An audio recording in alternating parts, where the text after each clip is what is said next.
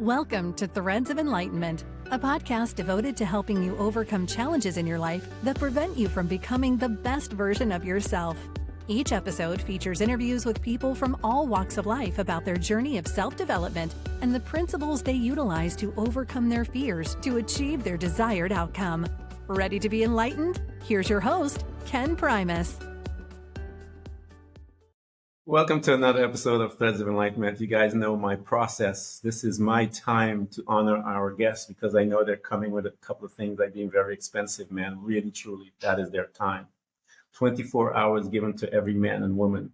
And Benny's here to spend some of that stuff with us. And I want to honor him because that is, once you have spent it, that time is gone. You can't recoup it. So I want to thank him for coming and spending his time with us because I know how precious it is. The other is the journey. The journey is a powerful creator. It created Benny. It gave him some stuff that it deposited in him, and we want access to all of that stuff. What is that stuff that has been deposited into Benny? Wisdom, knowledge, insight, foresight, all of these sites we want to get in there. We want to extract and pull stuff out. Why do we want to do that? So that we can become better human spirits while we're here on this planet and learn from him. Benny, thank you so much for coming to Threads of Enlightenment. Yeah, thank you for having me on. And what a great introduction and, wonderful inspirational words. Time, that's one of the most valuable things, as you said. And I'm happy to share it here with you and have a great conversation. Thanks, man. I really appreciate it. One of our first questions, Benny, how we get into this show, how we lay it out, man, is ask the guest that shows up, how do they serve mankind? And my audience know the purpose of this question is to make them aware that this life is not just about the self. It is about us as a community as well. We got to learn about the self, but there's this community that is waiting for them. How do you serve mankind? Yeah, that's a great start to a conversation. And how do I serve mankind? If you look at my profile, if you look at my things, Stoicism is a philosophy of life that I live by. And that has two folds, pretty much what you said as well, to really discover myself, to know who I am, to make sure that I have that foundation ready, and then to share it with other people. And just to make sure that they are able to live better, to have their priorities straight, to know what they're living for, the purpose, right? To find out more or less what they're trying to do here. And just mainly leading by example, just trying to apply it myself and then sharing it to other people, either by message on podcasts like this or the own podcast, or just by trying to live as best as I can myself and then sharing that message that way. Because I feel like setting the right example is just as powerful as spreading, the words and sharing all your knowledge verbally or with language, but actually doing it is valuable as well. I think it's a little more valuable because people are getting to see the practicalness of I tell people there are two different types because I study the electronics, electrical engineer, and we had the theory and then we had the lab. The theory is really good, but when you see the lab, and that lab is usually your lifestyle, then you understand the theory. And I think without the understanding of of seeing the stuff and the practicalness of it, we will lose the beauty of it all, I believe. So I think it's even much more palatable, if you will, Benny. So one of the customs that we do here, man, is to jump into this time machine that we have access to via the memory. And we go back into a couple of spaces that I tell people we reside for a few years. And one of those very spaces that we stop and hang out for a little while on our way to becoming, quote unquote, adults is the family. What was your family unit like? My family unit was pretty good if I look back at it. I'm actually, at my parents' place at the moment. I've been traveling for a while and I've been going back and forth to spending some time with my parents because I'm fortunate enough to still have them around and get to, have breakfast and conversations and all these things with them. So that's really lovely to have. But yeah, I grew up in a very, loving family. And the interesting thing is, like, as you mentioned, how we grow up as an adult. And now that I'm here in my childhood home environment as an adult, I get to see it from completely different eyes, which is really interesting. It shows me like, oh, this is why this is behavior is here. Oh, this is why I'm doing this. So it's really, I could, like, if anyone has the opportunity to spend some more time with their parents in their childhood, environment. It's really eye-opening if you get to go there as a student, right? As a student of yourself. But my childhood was, I can't really complain about my childhood. I was, grew up in a small village in the Netherlands with woods, woodland areas around, so I could play outside as much as I could. But my parents were strict as well. We had to go work at an early age just to get into that groove of working and taking, responsibility a little bit for your life. And, just as we grew up. So there was a lot of interesting things going on. It was a very small village. So for me, Yeah. I felt a little bit disconnected from the world. That's something that I realized later on, because it was so difficult to move around. Like, I only got my driving license when I was 25, and when I moved to Spain, because in the Netherlands it's really expensive to get your driving license. So we just ride our bikes everywhere. But it's not as easy as you in the winter months to just go and ride your bike Yeah. when it's minus 20 degrees Celsius. But no, like my childhood, if I look back at it, I've been blessed. I've been very blessed with the childhood that I've had. So, but I Yeah. also think that sometimes that's where, and this is where when I started looking at Stoicism, this is also where I've lacked some of the friction in my life.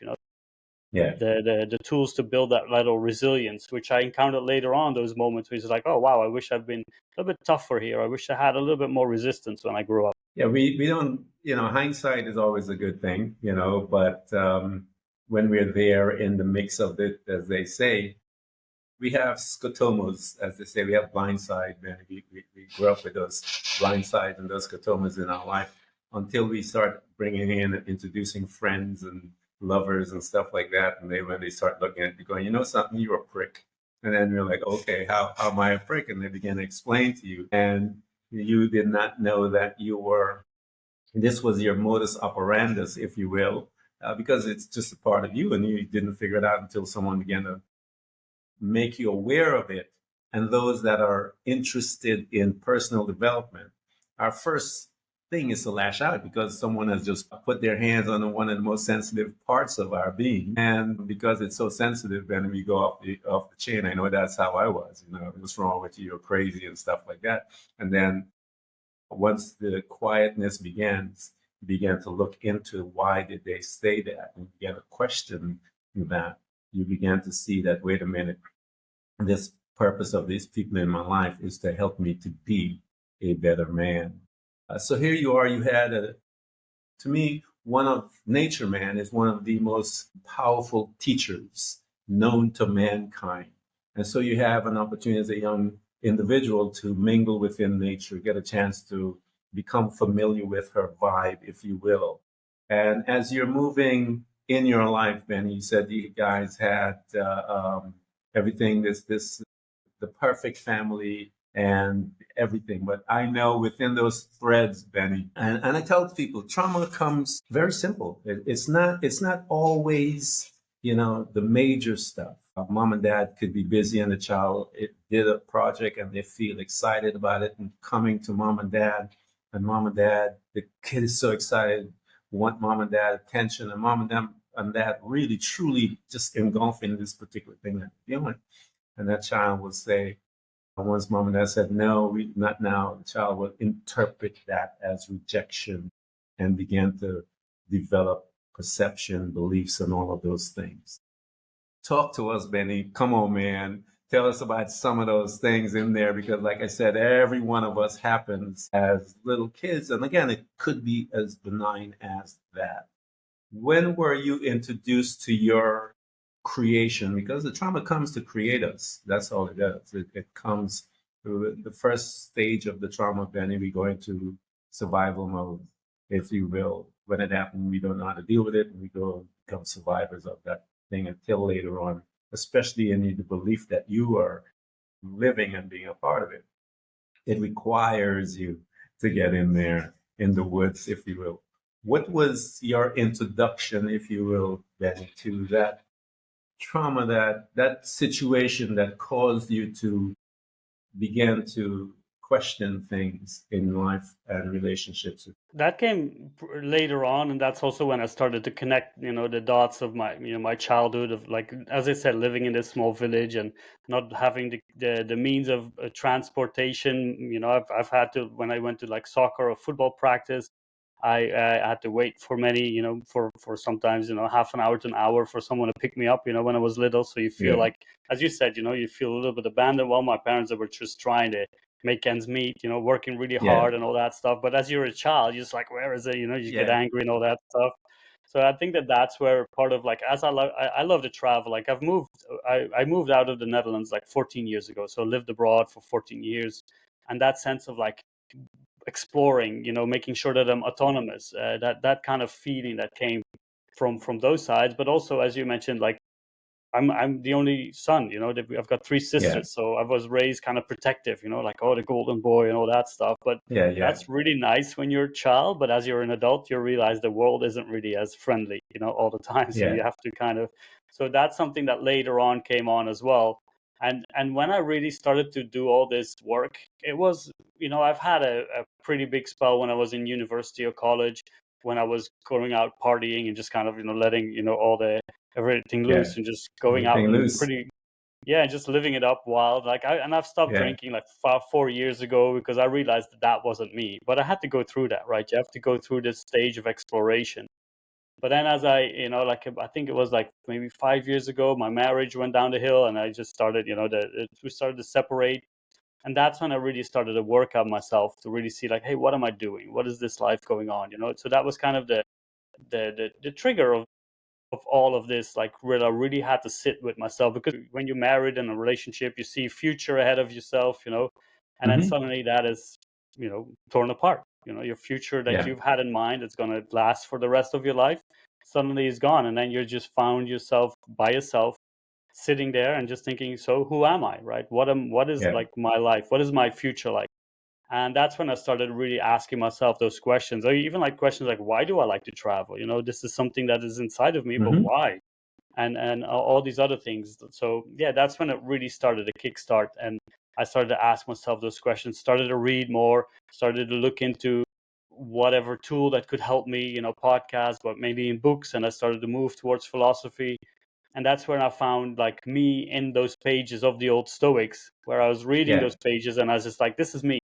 So that's when I Yeah. found that recognition of some, like-minded souls that were there out there waiting for me to just, for them to show me the way to see this is for you to live better if you put it into practice. Yeah. I call that day, Benny, the day of our visitation, which gives us the opportunity to begin one of the most important traveling, if you will, in our life.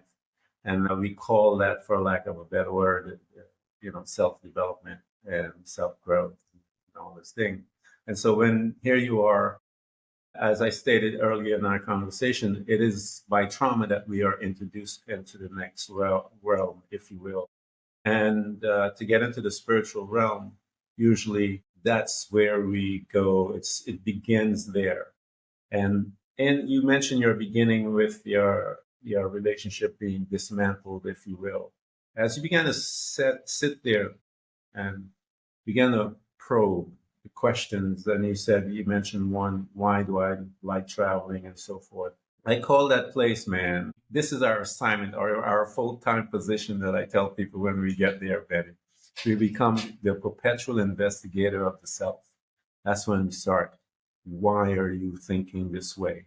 What is this feeling from? Why is this feeling? So as you begin to ask those questions, those powerful stuff, life-changing, altering questions, what did you find in you as you sat there?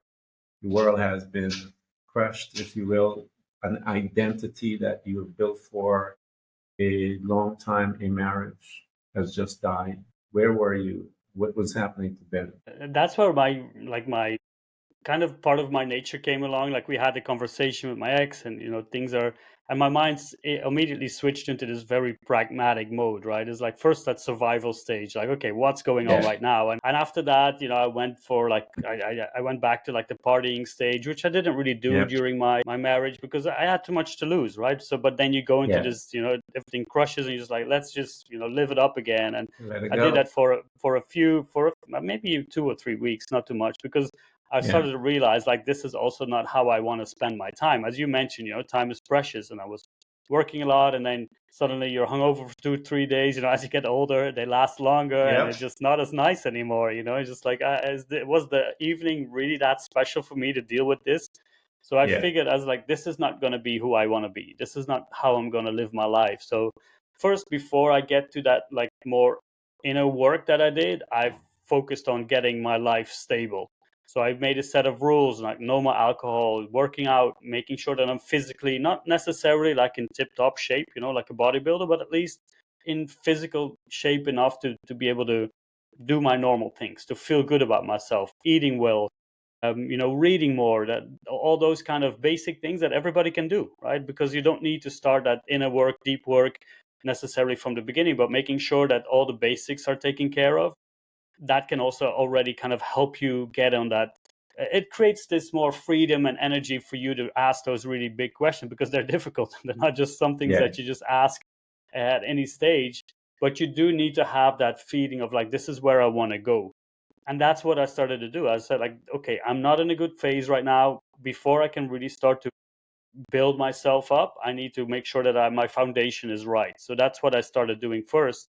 And then and my kind of spiritual journey, or my philosophical journey, started because of a good friend, and I was living in Dubai at the time, and I was teaching there. But one of my colleagues, he was a literature major, so he knew everything about books, and we talked about that. But I wasn't really an avid reader.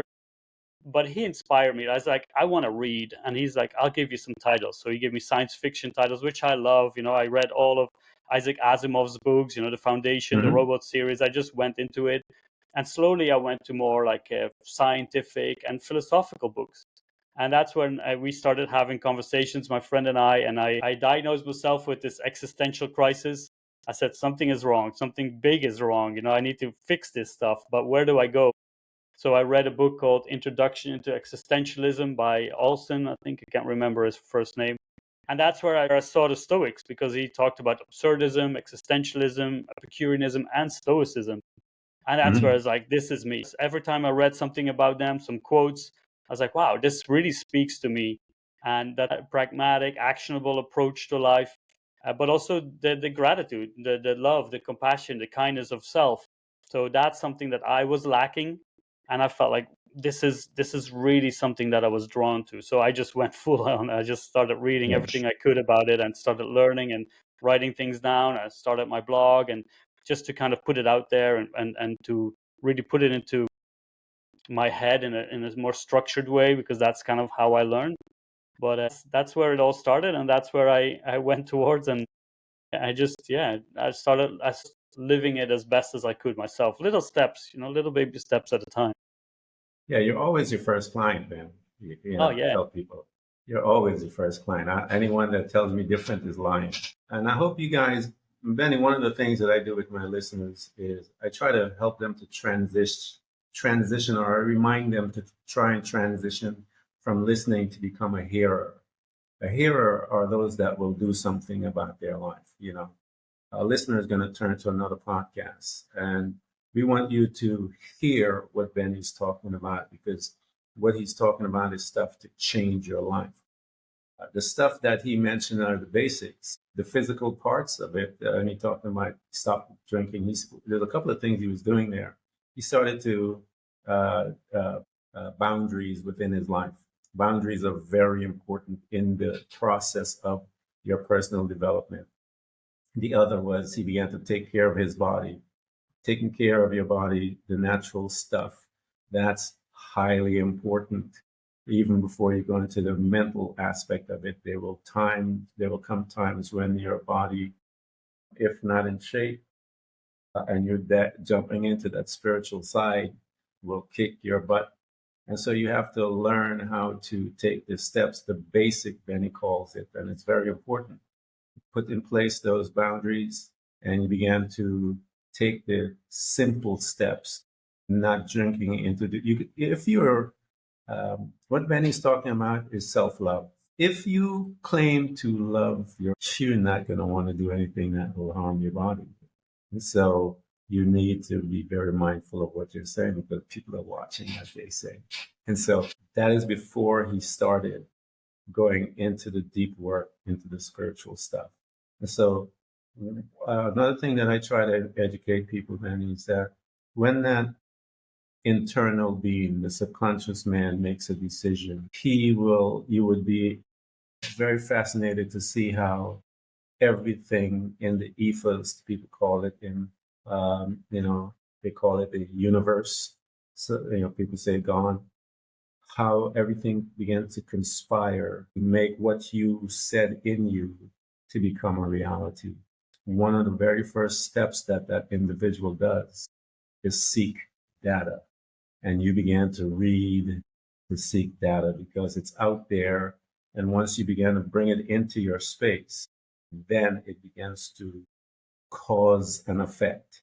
It begins to change and cause you to become and begin to move through. So here you are, you begin to hang out with the big teachers, the big boys, I call it, and you're seeing all of their insights, their knowledge, their wisdom that they have gained through ethos that has been hanging out from the beginning of time.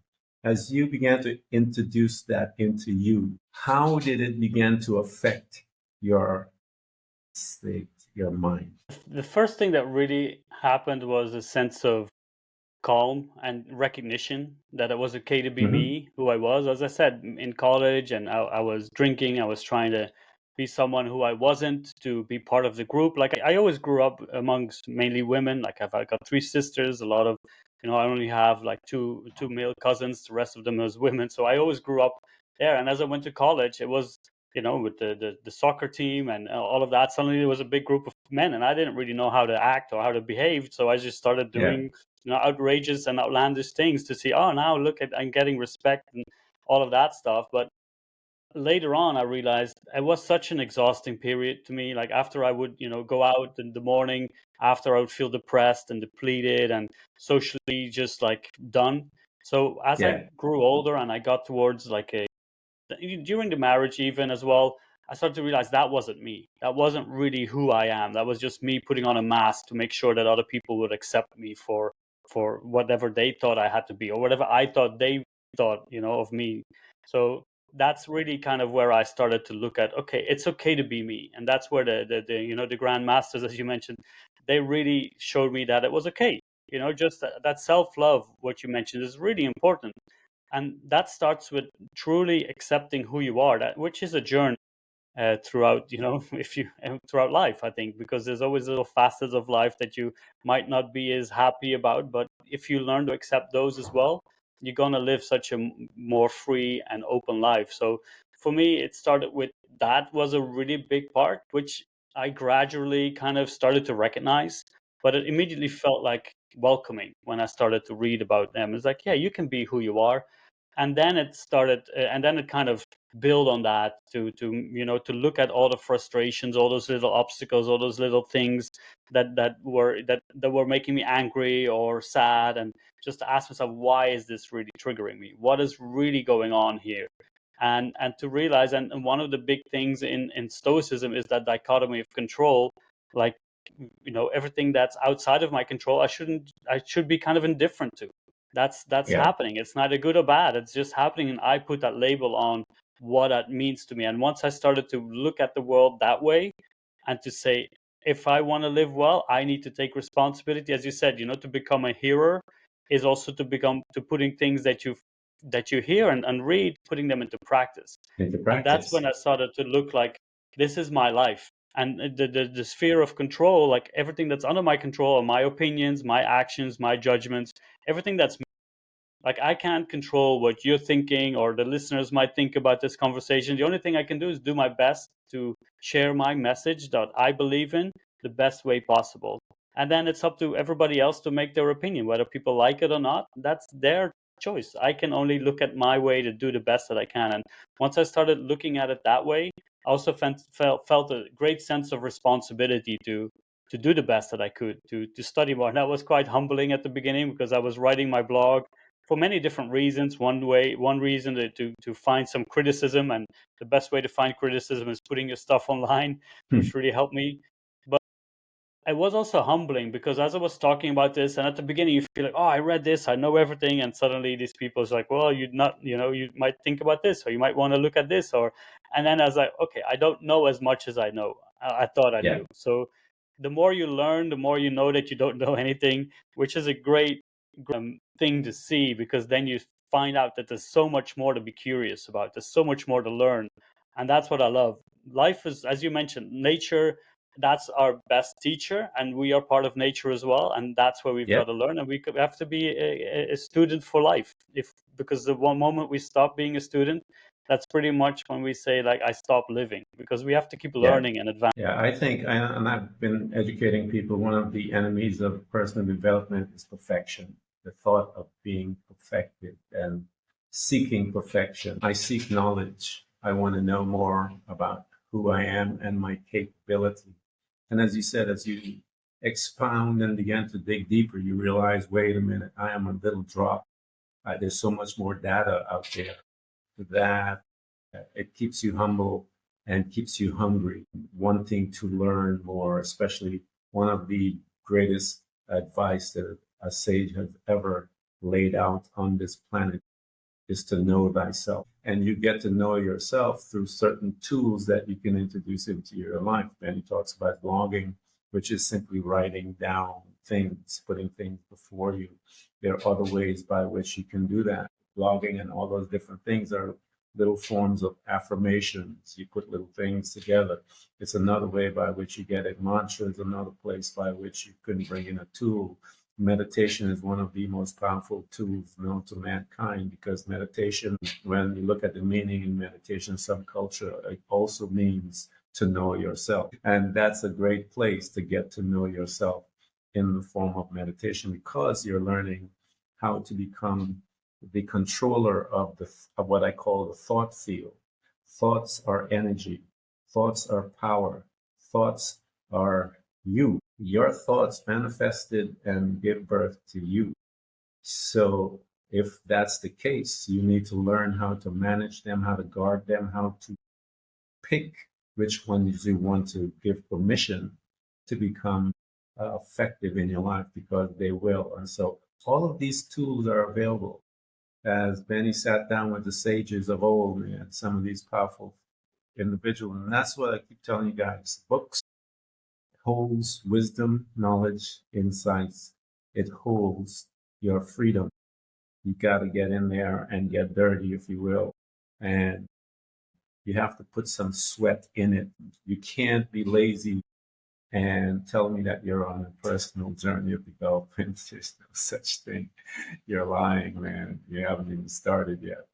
So it causes, and there's a demand placed on you for knowledge, expansion. Complacency is the enemy of personal development. So you can't tell me that you're lazy and not doing anything about it, because it demands certain things. So here you are, when you're looking at yourself, you're implementing all these tools, you're putting yourself out there again. One of the other places that one has to be in order to become walk this journey of self-development, one must become vulnerable. And he was exercising his vulnerability by putting all that information and exposing himself on one of the craziest places to be, on the internet.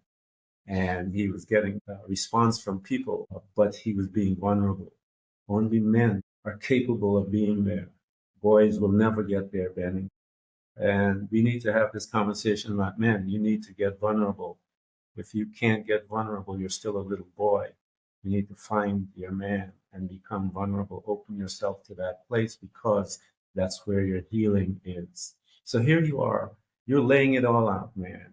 You're just opening up to people and yourself and for growth. You said that you began to notice a couple of things: anger, all of these. Some people call it those base thinking, those low frequencies. What were some of those low frequencies that you began to notice, Benny? And what tool did you bring into your space to help you specifically to move through from those low frequency to the higher frequency, if you will? So I think there's a couple, but the one that really made a big impact on me was the victim mentality. Look at yourself. That self-pity is like, oh, why is this Mm-hmm. happening to me? Look at how sad I am. Only bad things happen to me. That's how I used to look at my life, or because I was raised very protective, oh, you can't have anything happen bad to you. You're such a good boy. Nothing really is happening. Why nothing bad should happen to you. And once I started to realize I'm just a person like everybody else. Like if something happens to someone else, it could happen to me. Why am I special? Yeah. I'm not a victim. And that's why I changed that questions like why me is like why not me?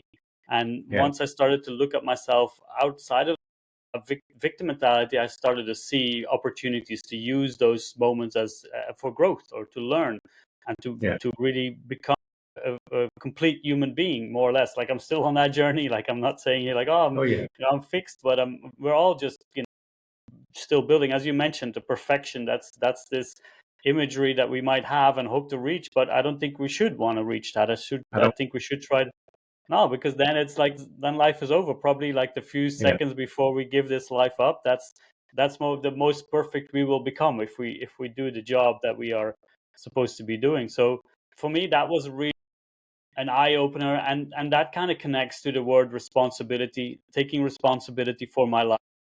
And there's always one quote that really struck me, and it goes like, people don't want freedom because freedom requires taking responsibility, and people are afraid of taking responsibility. And once I read that, it's like, am I afraid of? I want freedom. I want to have a free life, but am I afraid of taking responsibility for my life? And I realized I was, because it's difficult. Because once you do that, all the decisions you make, they come back to you. All the the situations, the moments that you are live, they are on. And I realized that's okay. That's where I want to be, because once you do that, you also feel, you know more autonomous. You feel good about what you've been doing. You feel like you need to think more about your decisions. You can't just point it out to other people. It's like, oh, this is their mistake. No, it's me. And then you can learn from it. And that's where you kind of grow as well. You take your responsibility, and you are kind and compassionate to yourself if you make a decision that might not be the best. And by the way, we don't really know what's good or bad for us until we, experience it Until more. you make that. Yeah. So One that's of the kind of where things. I. Yeah. One of the things, Benny, and Benny talked about it, guys. The minute you become an observer, where you're looking into your life, you have begun. Because I mean, and Benny laid it out right there. Once you become an observer of yourself, of you, you become. You begin. That's the beginning of taking responsibility, because you begin to look at it and go, "Wait a minute, this is all me." So when you become that observer into your life, game on. It takes you into the process exactly how Benny describes. You started looking into your questions, your behavior, everything. You become more present. That is one of the most powerful places to be, because as you become more present about you and your behavior about you, you will begin to fix you. It's not anyone else, because what you are learning is that you need to change your mindset, your belief, and all of these things.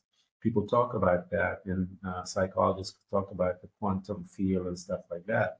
That's how one begins to access the quantum field, as you begin to do exactly what Benjamin says, and all the power, all the possibilities, if you will, resides there. And when you begin to get to that location, you begin to tap into that and bring some of those possibilities into your life. And before you know it, your life has changed. But when you become the observer, is the beginning of the dance, as they say. So here you are, man. You are in the mix of it, man. You're learning. Things are. You are becoming. I tell people it's one of the most beautiful words I've ever heard in my life. You're becoming. And as you're looking at what you're becoming, how did it make you feel? And that's the first part of the question. And the second part is, how did you begin to relate to others? Because we know you had a broken relationship that had propelled you onto this journey. How did you begin to react to others after? I think, and just to come back at the observer, that's one of my main. I love that word, right? To become an observer, because that also creates a little bit of a little bit that creates distance between what's happening and who you are. That Mhm. cognitive distancing, which is really important. Yep, Like important. we talk a lot about creating a pause. So if you are angry, sad, or anything else, you want to create a pause before you act. You want to give yourself a little bit of space to, and the more you practice this pause, the more you look at it, the easier it gets and the shorter it becomes. But if you become that observer, you something happens to you, and this is kind of the threefold step, like the Stoics talk about. You have an event happening, you have an impulsive internal reaction to it, and then if you immediately act, usually that's out of that impulsive moment without using that reason and logic. But if you give yourself that pause, which is just an act of kindness to yourself, you say, I don't have to do something immediately. Then you become that observer. In that moment, you start to look at the thing from an outside view and say, what's really going on? What is happening to me? So that's kind of where I really think that is important to look at, that observer role. That changes a lot if you really get to practice that. And that also helps you to improve the relationships to others, as you mentioned. Once you get out of a relationship and it breaks down, you lose trust in other people. You lose that sense of like, oh, I've trusted this person for such a long time, and suddenly here I am alone again. But you also see that there's so many other beautiful relationships around that are there to support you, to help you, that you can rely on, that are willing to cheer you on. So when I started in this journey, one of the major things, and as I mentioned, I've started traveling a lot. Like 2 years ago, I quit my job because I felt like I spent enough time there, and I had to focus on this mission, right? This purpose, to share this message, to help as many people as I can live a better life, and not necessarily turning them into Stoics, but promoting them to find their philosophy of life, promoting them to look and delve into what they really think is important. And I started to be more grateful for the relationships that I have in the moment. Some of them are longer, but some of them are very flighty. As you travel, you see people maybe one day and then they're gone. But once I started to focus on being there with them in the moment, hearing them, connecting with them, being there for them and with them, that really helped me to build those relationships very short and very quick and very strong, and also to be able to let them go when I had to, because that's part of life, is change. Relationships, they come, even if we think that they're long or short or intense or just this little thing coming along, but they are still there. And in that moment, that's the only thing that we have. So once we are able to live that, be grateful for it, we are also able to let them go quicker, because we have used them, we experienced them for what they were in the moment, and we need to move on and they need to move on. So that made me look at relationships far more more appreciative and with gratitude. Yeah. Gratitude and being appreciative of what you have, and whether it's a relationship or anything else.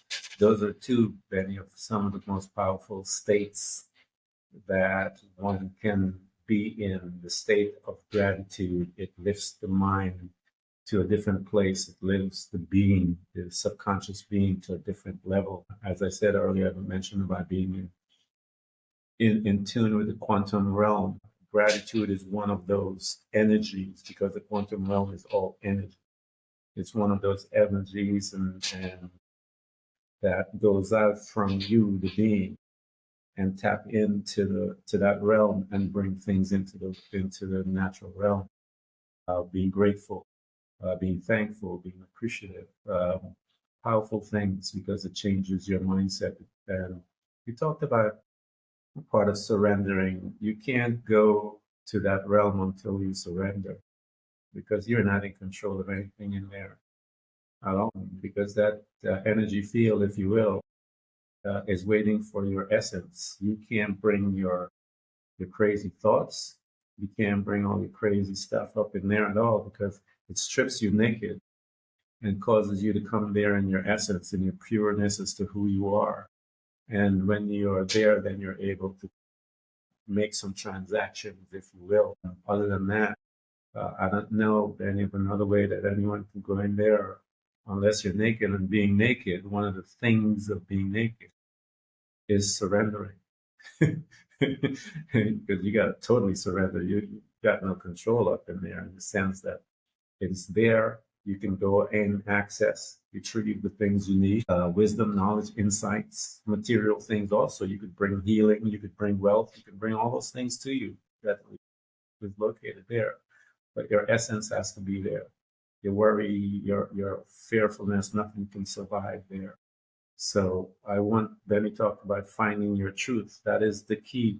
There's a principle that says the truth will set you free. Whatever your truth is. I don't know what Benny's truth is. Benny doesn't know what your truth is, but you know what truth is.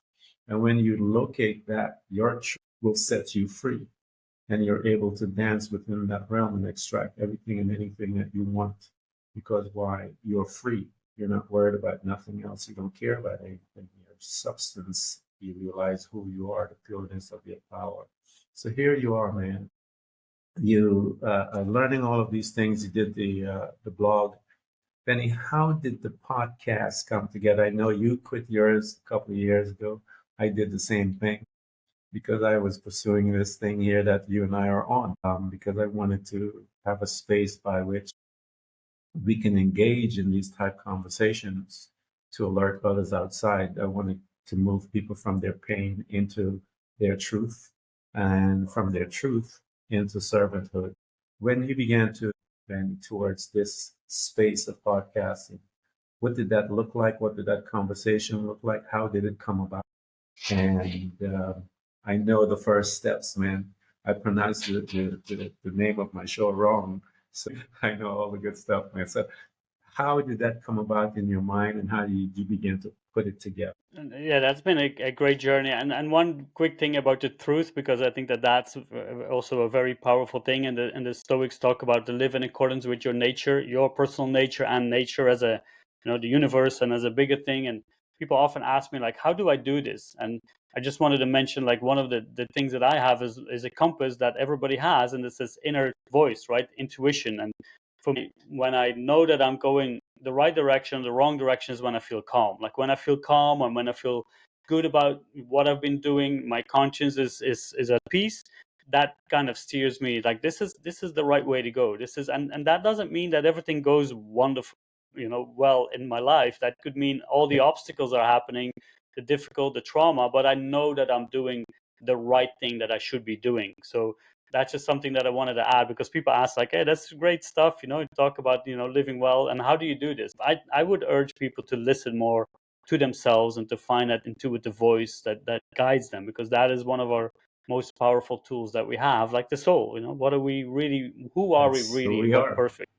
Exactly. Yeah, when he knows though, Benny, he has the data, the internal data that we don't see. Why?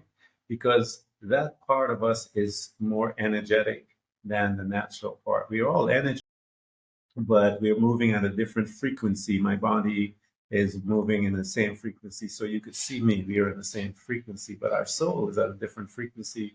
Angels are, they're moving at a different frequency, and they're all around us. I mean, we know that they're entities outside of us, but they're moving at a different frequency. Light is at a different frequency, but light exists. We know all these things. And so that inner man is your guide, as Benny said, and we call that, your subconscious, and we call that your conscious, and so forth. Get in touch with yourself, man. Yeah, exactly. And Yeah, then the part of the podcast, there was as I mentioned, I started blogging. One my first website was the Stoic Padawan. I like Star Wars, and that connection was yeah, really nice to me, and I was so happy it was still available. And then as I started promoting my blog, I started going on X and that's where I found these spaces, which we still host. We still host me, Brendan, and Bryce, which are my two partners at Via Stoic.